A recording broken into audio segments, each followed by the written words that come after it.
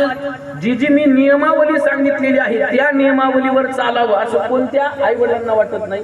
प्रत्येक आई वडिलांना असं वाटतं ना, माझा मुलगा सुसंस्कृत जन्माला आला पाहिजे, माझा मुलगा चांगल्या विचाराचा जन्माला आला पाहिजे, माझा मुलगा समाजामध्ये एक आदर्श म्हणून जन्माला आला पाहिजे. प्रत्येक आई वडिलांना वाटतं की नाही?